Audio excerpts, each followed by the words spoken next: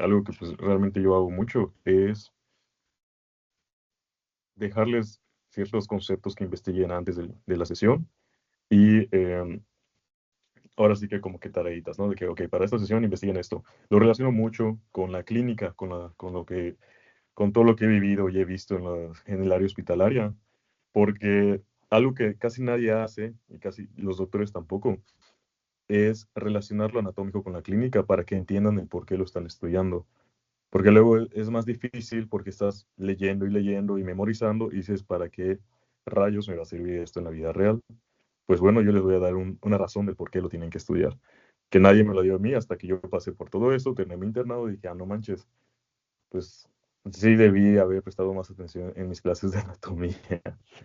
Muy bien, entonces, por favor, si les pido a aquellas personas que son participativas, prendan su micrófono. Si no, pues ya saben, en el grupo de WhatsApp. Ahora, empezamos con el tema de meninges craneales. Primero, así voy a estar platicando con ustedes. ¿Qué saben de las meninges? ¿Alguien que prenda su micrófono o comente el grupo? ¿Qué saben? ¿Qué son las meninges? ¿Qué son y para qué sirven? Dos preguntas muy importantes para entender todo.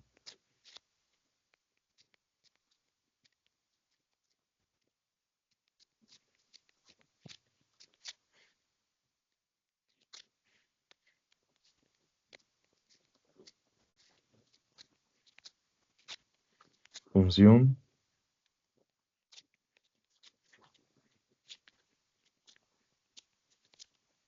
definición.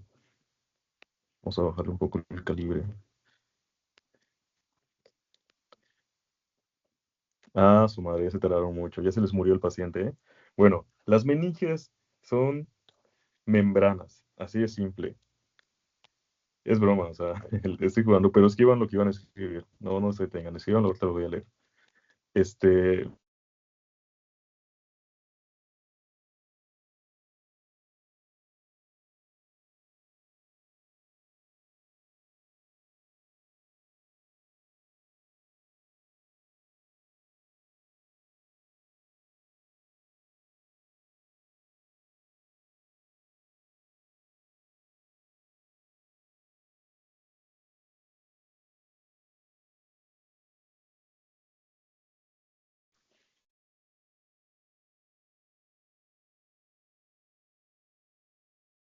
bueno, ¿me escuchan? Creo que se perdió la conexión un momento porque no sé qué pedo. Ok, bueno, entonces, volver a compartir pantalla. No sé qué pasó. Empezó a escuchar un ruido raro.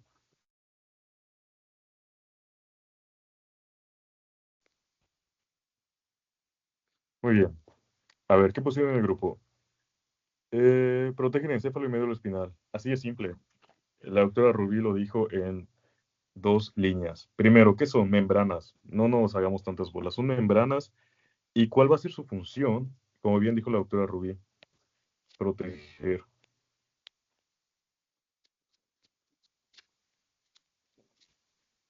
Ahora, ¿qué protegen? Bueno, van a proteger el cerebro y van a proteger la médula espinal. Si vemos esta imagen, vamos a ver las tres meninges craneales, ¿ok? Ya sabemos que son membranas de tejido conectivo conjuntivo. Si nos vamos más a lo histológico, que lo van a ver en segundo semestre, histología van a ver que es tejido conectivo o tejido conjuntivo. Este tejido es especial porque, además de que contiene líquido y está lubricado, su función es protección, como lo apunta aquí, protección. ¿Qué protegen? Encéfalo y médula espinal. ¿Cuáles son las tres meninges? Esto ni se los pregunto porque ya lo saben, lo estudiaron en premedicina. Pía madre, aracnoides y dura madre. Ahora, quiero que sepan algo. Si no han leído el MUR, no pasa nada. Cuando lo lean van a ver y van a decir, ah, mira, es lo que dijo el doctor Osmar. Ahora, estas meninges, la bibliografía nos dice, para su estudio lo dividimos en dos grupos. ¿Cómo que dos grupos? Pues la aracnoides y la dura madre se van a caracterizar porque están, perdón, discúlpenme, es al revés. La pía madre y la aracnoides son capas delgadas, ¿ok? Son capas delgadas pues, de las meninges craneales, son las más delgadas y estas dos están prácticamente como que pegadas, ¿no? Entonces, al estar pegadas, pues se les denomina como si fueran sobre una capa. No lo son, ¿ok? Pero para su estudio, ahora sí que se clasifica así. Entonces, vamos a ver. ¿Dónde está? Y aquí, duramadre, pía madre y aracnoides. La pía madre y aracnoides se les conoce en conjunto como leptomeninges. ¿Ok? A ellas dos. Porque son como que una capa. Están muy pegaditas y entre ellas, pues así se les clasificó. Ahora, la duramadre, solo esa capa se le conoce como paquimeninge.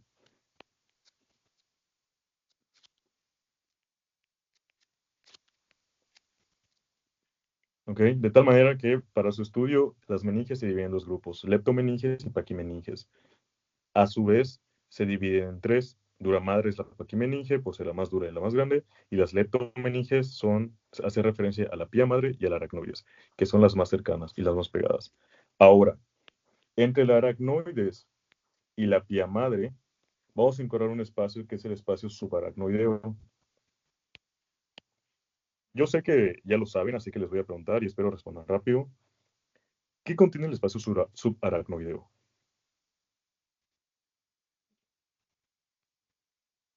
Ajá, a huevo, líquido. ¿Qué líquido tiene? Exacto, líquido cefalorraquídeo. Entonces, ahora vengo con otra pregunta. Muy bien, contiene líquido cefalorraquídeo. Pero mi pregunta es, ¿de dónde sale? ¿Quién lo produce?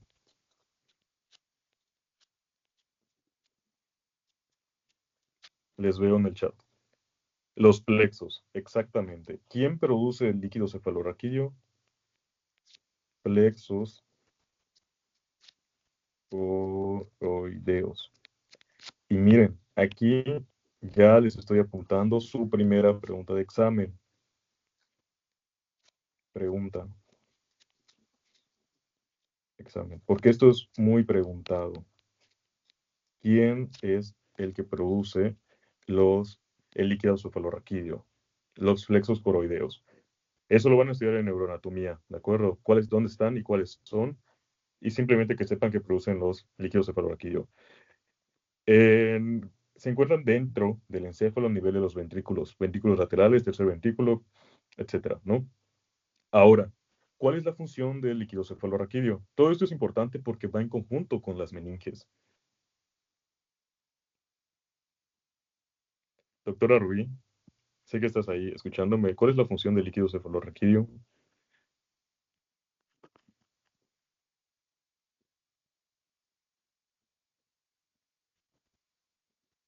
Rubí ¿Se Abigail. escucha? ¿Se escucha? Sí, Rubí Abigail del Perpetuo Socorro. ¿Sería la protección Ah, o exacto. nutrición? A ambos. Sería a ambos. Ah, Protege, nutre y además de proteger y nutrir, sirve como, vamos a decirlo así, un amortiguador, ¿ok? Porque si nos vamos a este esquema del neonato, miren cómo está el cerebro y todo lo azul fuerte es el líquido cefalorraquídeo. Entonces, ¿qué hace el líquido cefalorraquídeo? Protege, sí, contiene, ahora sí que células inmunitarias y además de una protección celular, le da una protección contra contusiones o traumatismos, porque es como si el cerebro estuviera flotando en su piscinita, ¿ok? Entonces, de alguna manera le protege y le da estos nutrientes. Mi pregunta aquí es, ¿este líquido cefalorraquídeo creen que se puede gastar? ¿Se puede infectar? Ok, adelantándome, aquí es donde se puede dar la meningitis bacteriana. Cerca, más o menos, estuviste como que cerca, pero no. No, siendo objetivos, no. ¿Por qué? Porque existe el concepto de meningitis y existe el concepto de encefalitis, que son dos diferentes. Encefalitis es la inflamación del cerebro, del encéfalo, y generalmente ya se da por una neuroinfección. que las neuroinfecciones están cañonas, de verdad. Hasta es lo más terrorífico en medicina.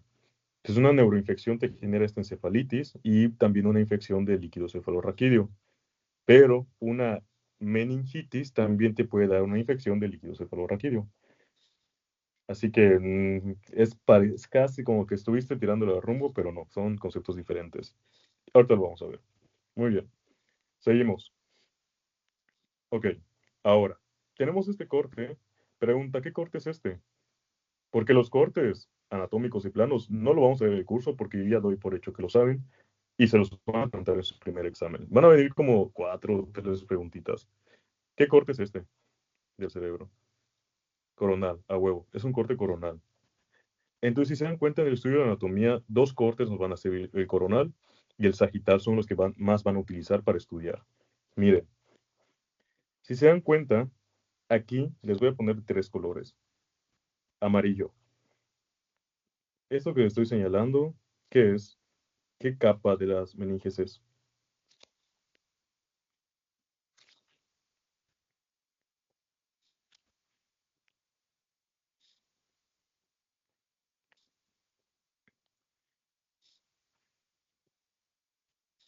¿Cuál es?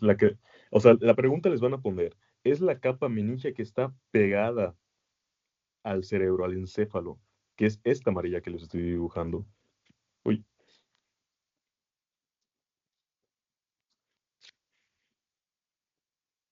bueno, gracias por contestar. No sé qué haría sin ustedes. Es la pia madre, ¿de acuerdo? Es la que va a estar pegadita y adosada al encéfalo.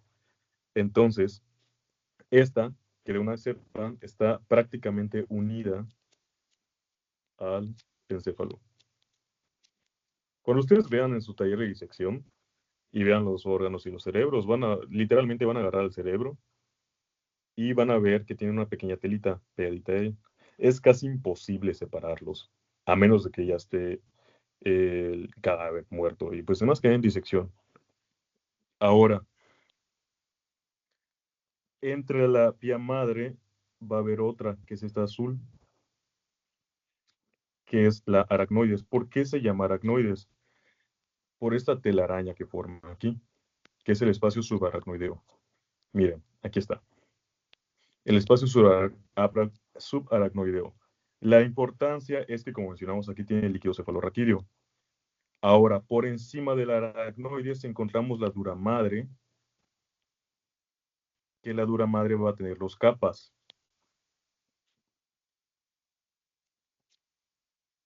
¿Ok? La interna y la externa, pues. Muy bien. Aquí lo podemos ver mejor. De hecho, este corte me gusta más. ¿Ok? Vean, de color verdecito, aquí está la pía madre, el espacio subaracnoideo. Y estos champiñones o arbolitos que van saliendo se llaman gránulos aracnoideos. Aquí les puse una imagen, aquí está, del gránulo aracnoideo. Estos gránulos aracnoideos, ¿cuál es su importancia? Pues si se dan cuenta, estas trabéculas que forman, como tienen líquido cefalorraquídeo, forman estas prominencias que van a servir para drenar y pasar el líquido cefalorraquídeo al tercer espacio, ¿ok? Y pues más que nada son como filtros, ¿de acuerdo? Entonces estos granulaciones aracnoideas te forman, te penetran inclusive el hueso, el diploe, y por eso se llama intradiploicas. Dejan sus impresiones a nivel del cerebro. No del cerebro, perdón, del encéfalo. Muy bien. Ahora, continuamos con la dura madre. La dura madre, como les dije, tiene 2 capas. Estas 2 capas se van a dividir y van a formar ciertos espacios que se llaman senos, senos venosos. Espero todo esto lo estén apuntando conforme les voy explicando. Entonces, dura madre tiene 2 capas que es para que sea más fácil, externa y la interna. ¿Cuál es la importancia que forman estos pequeños espacios anatómicos que son los plexos, senos, ¿verdad? Senos venosos. Ahora, si vamos a esta imagen que saqué del MUR, tal cual la pegué, se me hizo muy buena, por eso la agregué. Quiero que vean, hay un punto en el cual las capas de la duramadre se separan y, y solo queda una, ¿ok? Este punto de referencia va a ser el agujero magno o foramen magno. Aquí es donde las dos capas de la duramadre se separan y solo una se va a mantener en todo el trayecto hasta la médula espinal, ¿ok? Miren, aquí está, la capa externa y la capa interna. Que la capa interna también se conoce como capa meningia y la capa externa la capa perióstica. Los dos nombres tienen que saberse, porque cualquiera les pueden preguntar. Entonces, miren cómo de color rojo voy a poner la capa perióstica que viene aquí, ¿ok? Bueno, viene y le da vuelta al cráneo para volver a subir. Sube. Mientras que de color azul viene la capa interna, que es la meningia, que esta viene y continúa y atraviesa el agujero magno. Igual el otro lado viene y atraviesa el agujero magno. Entonces, ay, no sé por qué esta cavidad craneal, que es donde está el agujero magno y sale el tronco encefálico, el tallo encefálico, es el punto anatómico donde se dividen y continúa la capa meningia y recubre toda la médula espinal, mientras que la capa perióstica agarra y regresa. Ahí finaliza, ¿ok?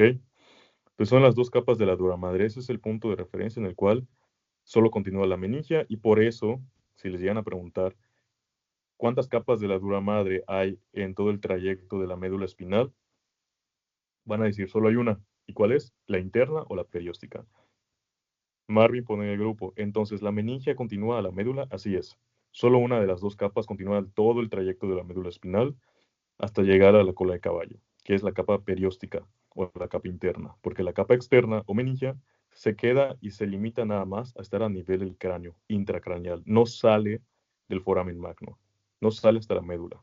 Ese es un punto muy importante que tienen que saber. Por eso esta imagen me gustó muchísimo, porque lo explica bastante bien. Muy bien. Ahora, estas capas o estas meninges te van a formar repliegues. Estos repliegues son de igual manera tejido conjuntivo, pero se van a llamar, ahora sí que estos van a formar estos senos, pero se van a llamar en hoces, por así decirlo. La famosísima hoz del cerebro, que aquí está. Miren, solo tienen que saberse dos, que son como que lo que más les van a preguntar en su examen.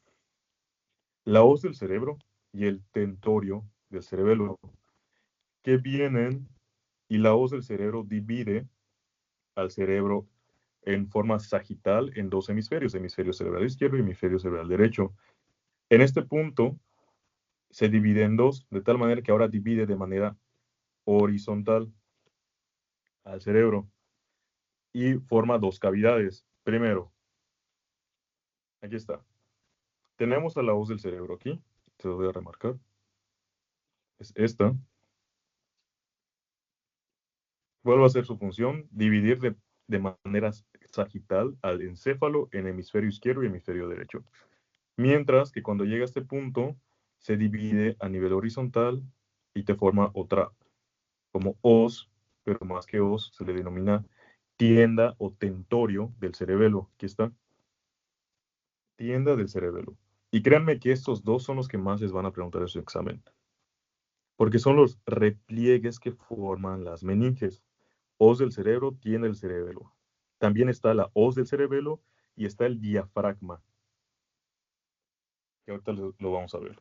Entonces lo voy a apuntar y espero igual ustedes lo apunten. Ay, no con esto.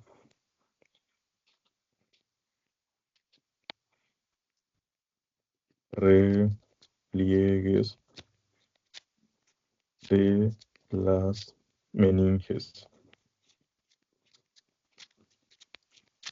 Van a ser 4. Primero, hoz del cerebro. Segundo, hoz del cerebelo. La verdad es que el orden no importa, solo que sepan los cuatro. Tercero, la tienda del cerebelo. Y el cuarto es el diafragma. Diafragma hipoficiario, también se le conoce. Ahorita lo vamos a ver. Muy bien. Ahora, entonces tenemos, primero, la hoz del cerebro te va a dividir al encéfalo en dos partes. Aquí está, hoz, cerebro. Te lo va a dividir en dos partes. ¿Qué partes? El lóbulo cerebral izquierdo, perdón, no el lóbulo, los hemisferios. Eh,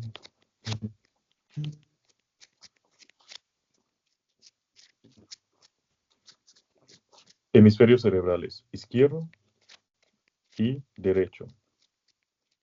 Mientras que la tienda del cerebelo, que es esta, bueno, aquí abajito, la tienda del cerebelo, te va a dividir de manera horizontal al encéfalo en dos cavidades o dos porciones. Superiormente se le va a denominar la porción supratentorial, supra por arriba ¿de qué? De la tienda del cerebelo, que es esta.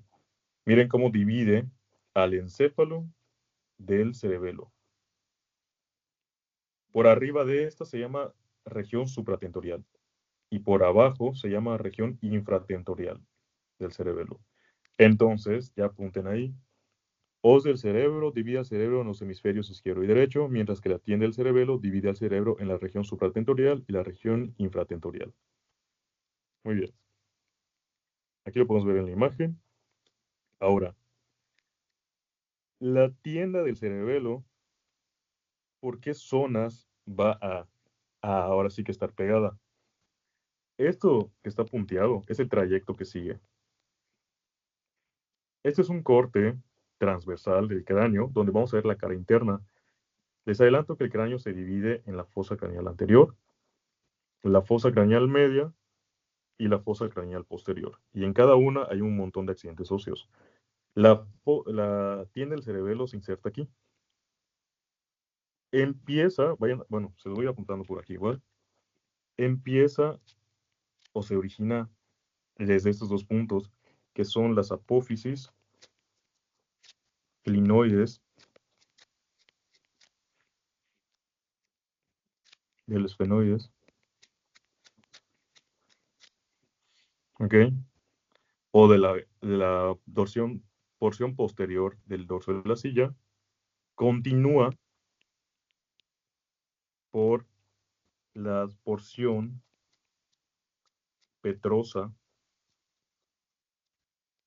de qué hueso del temporal.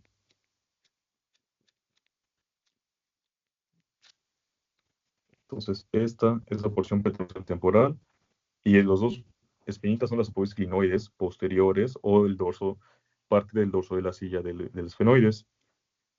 Entonces, anteriormente, porciones, los procesos clinoideos o clinoides.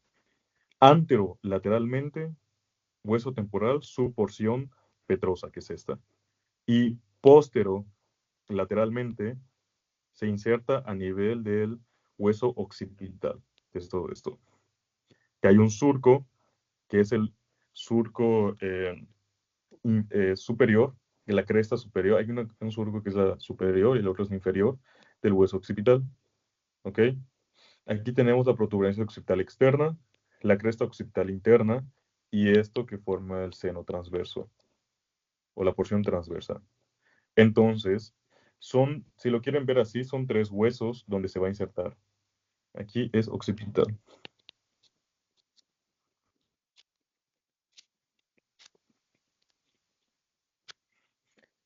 Tres huesos, esfenoides, temporal y occipital. O para ser más específicos, como nos dice el libro, su límite anterior, apoyos clinoides de los esfenoides. Límite anterolateral, porción petrosa del hueso temporal. Y límite posterolateral, la porción interna del hueso occipital. Son las porciones donde se inserta o se origina ahora sí que la tiene el cerebelo. Y recordemos que la tiene el cerebelo divide al encéfalo en dos, supratentorial y infratentorial. ¿Todo claro hasta aquí?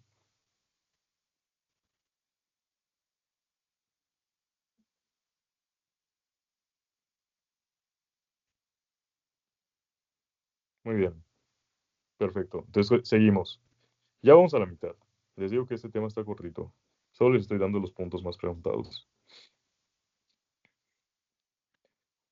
Pasamos al drenaje venoso. Esto es lo más preguntado del examen. Lo más preguntado son las hoces y el drenaje venoso. De la irrigación, te van a preguntar sobre una arteria porque solo una arteria le irriga. Inervación ni te van a preguntar, se los aseguro. Más que nada drenaje y las características generales de las meninges, que es lo que ya mencionamos.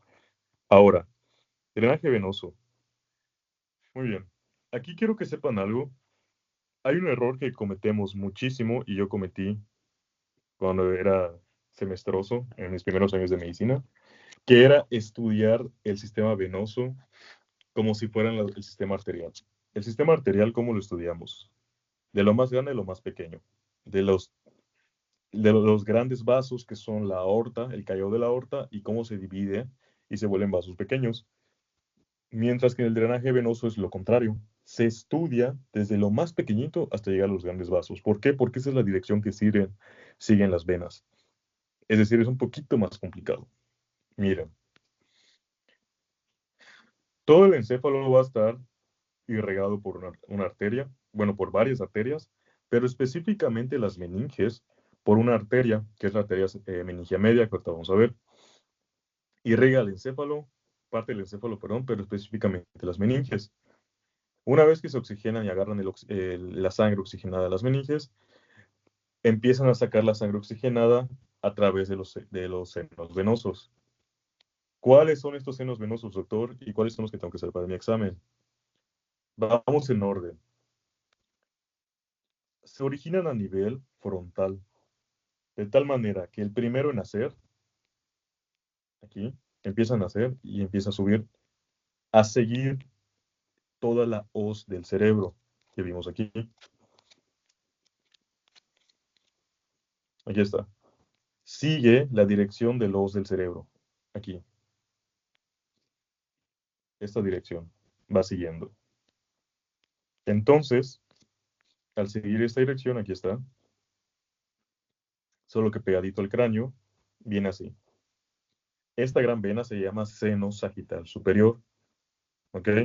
No se le llama vena sagital superior, bueno, igual y lo pueden mencionar así, pero es seno sagital superior, que va a seguir el trayecto de la voz del cerebro. Eso apúntenlo bien porque es pregunta de examen, es la principal. Y de manera homóloga va a haber una más pequeña que le va a seguir el trayecto, que es el seno sagital inferior. Entonces, véanlo de la siguiente manera. Todo esto es la voz del cerebro. Y véanlo como que tiene una zona de inserción y un borde libre. Entonces, la zona de inserción de la hoz del cerebro, una vena así se encuentra ahí, que es el seno sagital superior, mientras que en la porción libre o en su borde libre, otra vena encontramos que es el seno sagital inferior. ¿Ok? Ahora, estos van a seguir en dirección al hueso occipital o la región occipital. En esta dirección van a llegar a la protuberancia occipital externa y ahí van a terminar y se van a juntar. Pero escuche y miren esto. El seno sagital inferior sigue esta dirección y llegando al punto de unión de la hoz del cerebro con el tentorio cerebral o la tiene del cerebro, se convierte en una vena que se llama el seno recto, que es este de aquí. Entonces, ya no se va a llamar seno sagital inferior, sino que se convierte en el seno recto. Ahora, el seno recto se formó a partir del seno sagital inferior y de otra vena, que es la vena cerebral magna o vena cerebral mayor. Esta se va a encontrar a nivel intracerebral, por eso no lo ponen aquí, porque la cortan, porque entra al cerebro y ahí se empieza a dividir, ¿no? Aquí lo que importa es que esta vena cerebral magna o vena cerebral mayor se une junto con el seno sagital inferior y te forman el seno recto. ¿Ok? Espero lo estén apuntando porque luego van a ver que se los van a preguntar y yo les voy a decir, se los dije aquí. La suma de estos dos nos da el seno recto, seno sagital inferior y la seno cerebral magna. Exacto. El seno recto se forma a partir de esos dos. Así es. Ahora, ¿cuál es el otro nombre con el cual se le conoce al seno recto, perdón, a la vena cerebral mayor o a la cerebral magna? Pues miren, se le conoce como vena de Galeno. Eso no lo dice el Moore, pero apúntenlo. Su otro nombre es la vena de Galeno, ¿ok? Aquí está. El seno sagital superior, vean cómo viene, y de ahí también se origina de venas corticales, que se les llama también venas emisarias, que drenan todas las meninges, perdón, y se van juntando para formar el seno sagital superior. Aquí tenemos el seno sagital inferior, la vena de Galeno, la vena magna, se junta junto con el seno sagital inferior y te forma el seno recto. Entonces, el seno recto es quien se junta con el seno sagital superior. ¿Y qué te va a formar? En este punto, van a decir, doctor, ¿qué punto es este? Si se lo tocan en la cabeza, se llama la protuberancia occipital externa. Andrea comenta, ¿se quedará grabada la clase? Sí, sí se va a quedar grabada la clase. Así que Andrea, cuando estés viendo esa sesión, ya tuviste tu participación aquí. Entonces, cuando se junten estos dos, te van a formar un punto que va a ser el origen de los senos transversos. ¿Por qué? Porque en este punto, una, una pequeña vena continúa por aquí, que no se ve, porque esto es una vista lateral, izquierda y derecha, pero viene por aquí. Es muy pequeñita, que se llama la vena occipital. ¿Ok?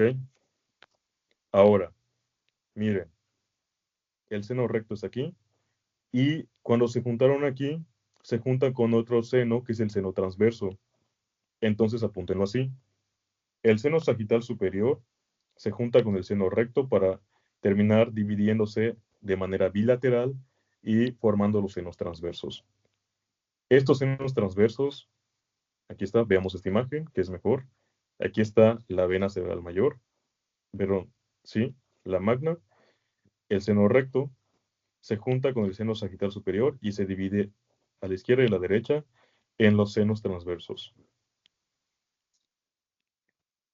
Ahora, estos senos transversos van a bajar por el hueso occipital, por la fosa craneal inferior, siguiendo una dirección oblicua y en forma de S, y se van a convertir, o se les va a llamar seno sigmoideo.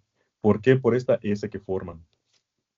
Si lo vemos aquí, miren, senos transversos, y aquí ya se llaman senos sigmoideos, esta zona. Quiero que tengan en cuenta que se les llama senos sigmoideos sí, cuando se encuentran todavía dentro del cráneo. Miren, aquí está. Aquí. Esto que les estoy marcando son los senos sigmoideos, de sigmoides de S. Mientras que lo verde es el seno transverso. Vean cómo se divide y se convierte en seno sigmoideo. Pero esto es a nivel intracraneal. Una vez sale del cráneo el seno sigmoideo, cambia de nombre. Sale del cráneo y viene por aquí. Y ya no se va a llamar seno sigmoideo. ¿Cómo se va a llamar? Aquí está. Una vez que salió, se llama venas yugulares. ¿Ok? Y ahí acaba la región meningia. Venas yugulares sigue bajando y se convierte en otra cosa y hablamos de cuello. Y eso lo veremos en el bloque 2, que es cuello. Entonces, hasta ahí quiero que se queden con el drenaje venoso. Ahora, si se dan cuenta, nos hablan también de un seno que es el seno cavernoso. Muy bien, este seno cavernoso, aquí lo podemos ver.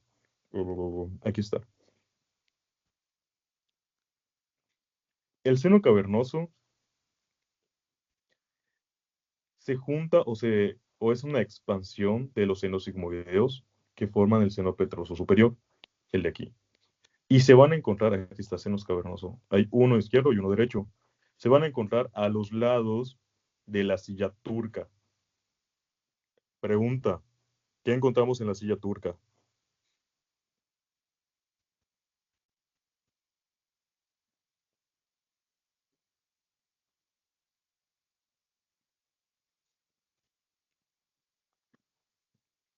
¿Tienen ahí?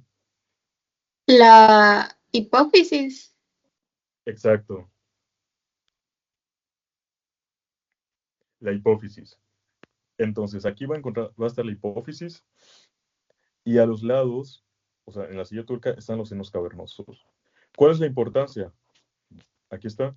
Este es un corte coronal, donde está la hipófisis y a los lados están los senos cavernosos. Quiero que apunten ahí. Dentro de los senos cavernosos vamos a encontrar una arteria, que es la arteria carótida interna.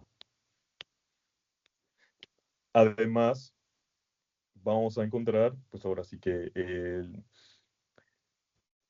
nervios que son pares craneales, en este caso ramas maxilares, oftálmicas, el nervio troclear, el abducens también. Si se dan cuenta es como una telaraña, donde va a estar todo esto. Pero recuerden que todo esto es sangre venosa, ¿ok? Y además, el seno venoso te va a formar o te va a cubrir a la hipófisis y aquí te forma el último repliegue que les dije, que es el diafragma de la silla, que es este, miren. Viene el seno cavernoso, perdón, y aquí está. Esto que les estoy remarcando de azul es el diafragma. Bueno, no se ve muy bien, entonces los voy a ponerle verde aquí. Es este pequeño como que techo que protege a la hipófisis. Esto de verde es el diafragma, que es uno de los últimos repliegues de las meninges. Ahí se ve, en este corte. Por arriba de la hipófisis encontramos el quiasma óptico. ¿Por qué es importante esto? Abro paréntesis clínico de cosas que no les van a preguntar en su examen, pero que si lo saben, van a saber un poco más que el resto. Investiguen rápidamente adenoma hipoficiario. ¿Qué es? Vamos, búsquenlo en ChatGPT o donde sea, lean. Y solo quiero que me lean la definición. ¿Qué les sale?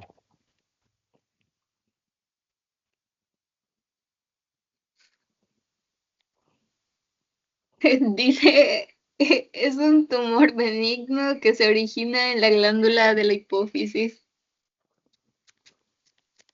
Exacto. Es un tumor que se forma en la glándula hipoficiaria. Entonces, la glándula hipófisis, de adenomas hipoficiarios, yo los llegué a ver como en 3 ocasiones durante mi internado. La glándula hipófisis se inflama, se le forma un tumor así grandote. ¿Y qué ocasiona? Anatómicamente, por arriba de esta vamos a encontrar el quiasma óptico. ¿Ok? Entonces, si esta adenoma va creciendo y creciendo, ¿qué creen que haga con el quiasma óptico cuando crezca de tamaño?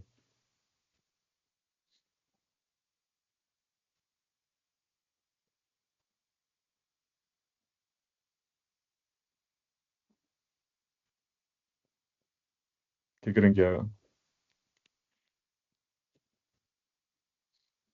Bueno, lo aplasta.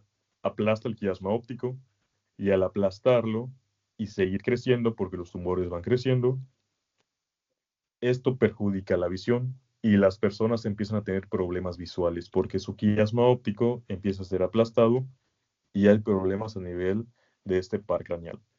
Entonces, uno de los signos que vemos, de los principales signos de los adenomas hipoficiarios, son ceguera en las personas.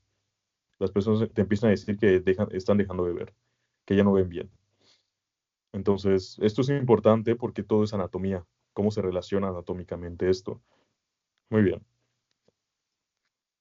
Ahora, ya hablamos del drenaje venoso y finalmente tenemos la irrigación, tan sencillo como decir que la irrigación está dada solo por una arteria, que es la arteria meningia media. Esta arteria meningia media va a dar sus ramas, ¿ok? Ramas que van a penetrar la dura madre y van a ir a la región frontal y se llaman las ramas frontales de la meningia media, así como las ramas parietales. ¿ok? La zona parietal, las ramas frontales y porciones occipitales. Entonces, esta arteria meningia media es la principal que irriga las meninges. Lo complicado aquí son el drenaje venoso que ya les expliqué. Muy bien. Ahora, punto anatómico de importancia. En esta zona de la arteria meningia media existe un punto craniométrico. Vean la importancia de los puntos craniométricos. Aquí está. En esta zona hay un punto craniométrico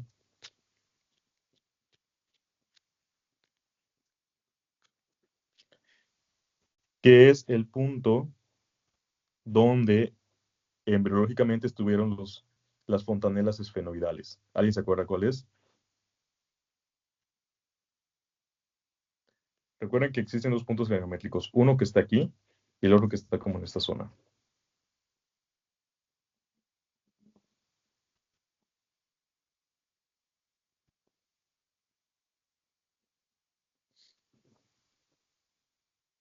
Lo acabas de ver de tu video. Pues sí, doctor Marvin. Ok. En el examen les ponen opciones, así que les voy a pedir opciones. No soy tan malo. Opción A, brecma. Opción B, eh, Epterion. Opción C, Asterion. Opción C, Lambda. Perdón, opción D. A, B, C, D. A, brecma. B, Epterion. C, Asterion. D, Lambda. ¿Cuál es este punto craniométrico que se encuentra? La B, exacto. Así es. La B, el Epterion. Aquí está el Epterion. ¿Por qué es importante esto? Bueno, vamos a ver los apuntes de la clase, de la primera clase. Aquí está. Es el punto, el Epterion es el punto de unión donde está el esfenoides, el frontal, el parietal y el temporal. Esos cuatro huesos. Créanme que les van a preguntar de dos maneras. Mediante las suturas o mediante los huesos. Así que lo tienen que saber de ambas formas, porque si no, van a bailar en el examen. Mínimo una pregunta de puntos craniométricos. Bueno, entonces que sepan, por debajo del epterion es donde cruza la meningia media. ¿Cuál es la importancia clínica? Cualquier fractura a este nivel te va a lesionar la arteria meningia media y por lo tanto va a generar una hemorragia. ¿De acuerdo? Entonces, eso es muy importante porque debajo del epterion se encuentra la meningia media y es importante los traumatismos porque puede generar una sección de esta arteria y una consiguiente hemorragia intracraneal, que vimos dos, que vamos a ver dos, la subdural y la epidural, que ahorita vamos a ver. Muy bien. Ahora sí, ¿dudas o preguntas hasta aquí? Para continuar con lo que les investigué en los últimos 10 minutitos de clase, continuar con lo que les pedí. ¿Alguna duda o pregunta? Abran su micrófono o pongan en el grupo de WhatsApp. Todo BN. No, pues, entendido. Muy bien. Ahora, meningitis. Muy bien, doctora Rubia Abigail del Perpetuo Socorro. Dime la definición de meningitis. ¿Qué investigaste? ¿Qué es meningitis? Inflamación en las meninges. ¿Cómo? No te entendí nada, Inflamación en doctor. las meninges, ¿no? Exacto, Sí. sí. Es la inflamación de las meninges. ¿Alguien investigó por qué se da esta meningitis?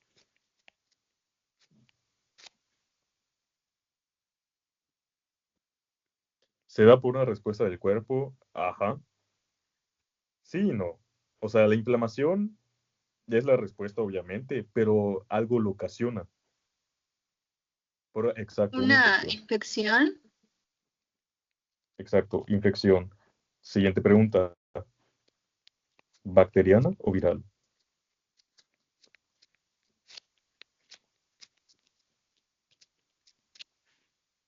Bacteriana, muy bien. Exactamente. Principalmente bacteriana. ¿Qué pasa? Esto sucede muy común en los pediátricos, como su sistema inmune no está muy en desarrollo. ¿Qué pasa? Si hay alguna infección de vías respiratorias superiores, principalmente por alguna bacteria o algo, estas pueden rápidamente subir y a través de, si se acuerdan de los huesos neumatizados, los senos paranasales, pueden llegar a causar sinusitis. Si no se trata, principalmente en los neonatos recién nacidos, pueden llegar inclusive a infectar el cerebro, generando esta meningitis o inflamación e infección del cerebro, de las meninges, perdón, por, eh, por esta infección bacteriana. Es peligrosísima y mortal. En el hospital durante mi internado solo una vez lo vi, una meningitis, porque es muy raro que suceda, la verdad, porque generalmente no hay muchos padres descuidados que no traten a sus hijos si ven que está enfermo, tiene calentura. Esto es cuando una infección de vías respiratorias superiores pasa un mes, por ejemplo, y no lo tratan. Es muy raro, pero pasa. Entonces, ¿qué sucede? Infección de las meninges. Hay tres signos característicos de la meningitis. Se los dejo de tarea, si lo quieren saber, pero les voy a dar uno, que es el más clásico, que es la rigidez nucal.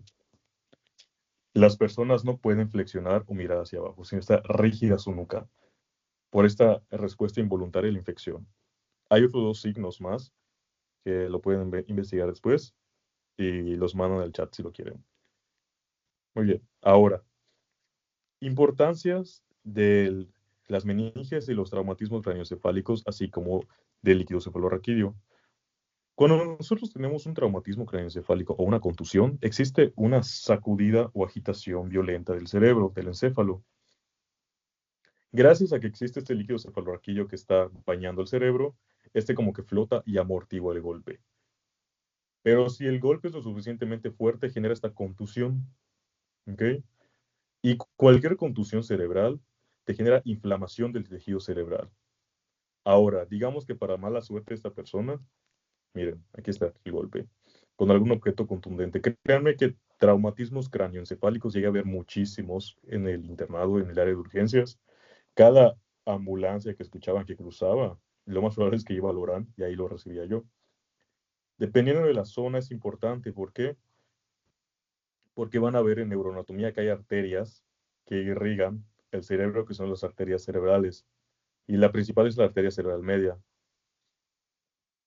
Marvin dice, hay mucho accidente de moto últimamente. Sí, de hecho, puro accidente de moto me llegaba a las 2, 3 de la mañana.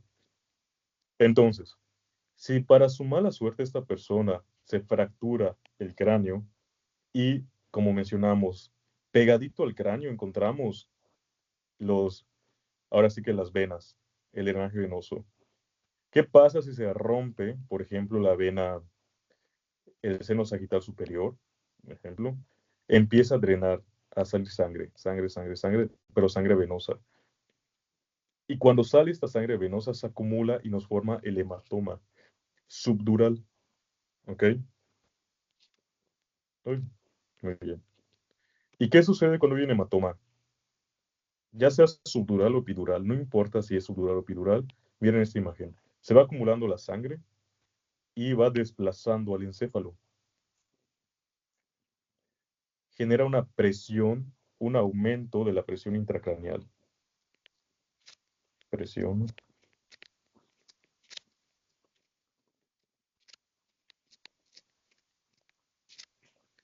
Pique la subdural es la más peligrosa, casi directamente induce a coma. Así es.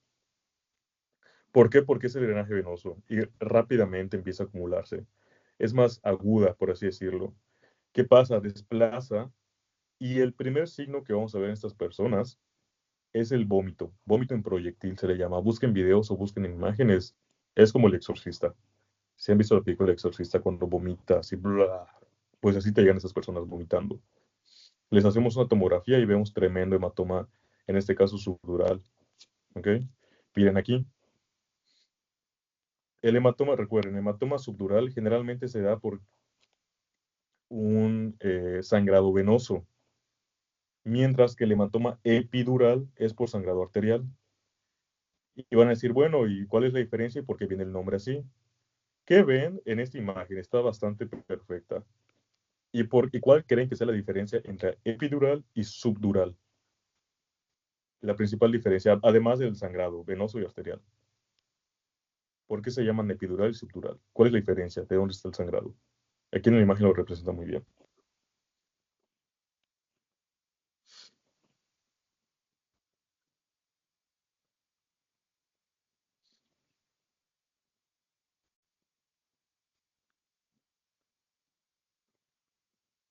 Lo podemos ver en el nombre. Había visto que el epidural no se limita por las suturas, no sé si tiene algo que ver. No, cerca, pero no. O sea, está bien, pero no a eso me refiero. Mire, el subdural, ¿qué tenemos aquí? La dura madre, ¿no? ¿Y dónde está? ¿Dentro o fuera de la dura madre? Está dentro, por debajo de, debajo de. Entonces el hematoma subdural se da, a ver qué dice, la epidural es del nivel de cráneo y dura madre no, exactamente. La localización anatómica, debajo de la dura madre. Mientras que el epidural, arriba de la dura madre. ¿Ok? Se le llama espacio epidural cuando hay una afectación y entre la dura madre y el cráneo se empieza a acumular sangre. Este espacio realmente no existe, el espacio epidural. El subdural sí existe. Anatómicamente es un pequeño espacio que está por debajo de la dura madre y la aracnoides. Un pequeño espacio líquido subarachnoideo que se llama espacio subdural. Cuando las venas, que ahí se encuentra el drenaje venoso, se lesionan, se empieza a acumular sangre en ese espacio y forman los hematomas subdurales. Pero entre el cráneo y la dura madre no existe un espacio anatómico porque está prácticamente pegado entre la capa externa o la perióstica.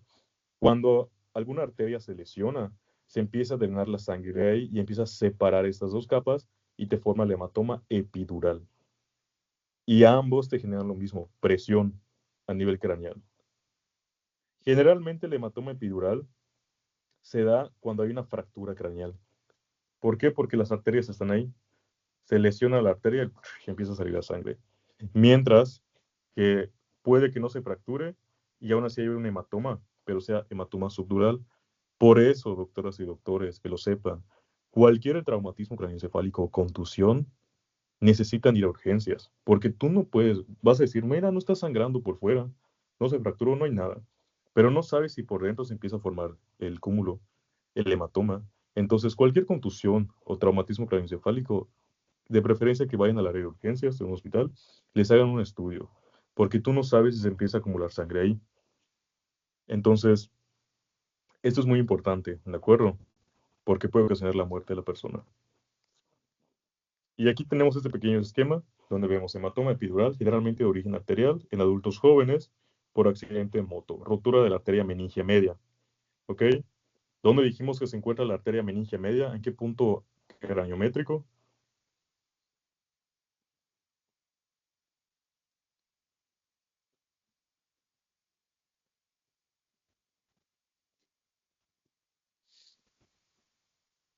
Epterio, así es. Cualquier lesión o fractura a nivel del epterio genera este sangrado. La ruptura de la arteria meningia media nos genera el hematoma epidural. Mientras que el hematoma subdural es de origen venoso, es más común en ancianos. ¿Por qué? Porque es un hematoma que se genera por ruptura de las venas, ya sea las venas emisarias o las venas cerebrales, ¿ok? Y empieza a generar este sangrado, en donde por debajo de la dura madre y arriba de la aracnoides.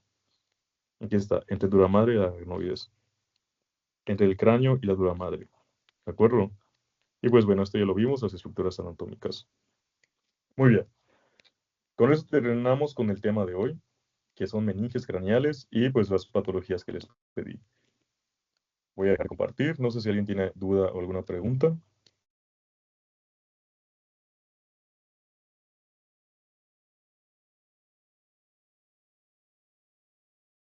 Todo bien, dice Rubí. Muy bien. Los demás, todo BN. Pues bueno, entonces voy a detener la grabación. Voy a subirla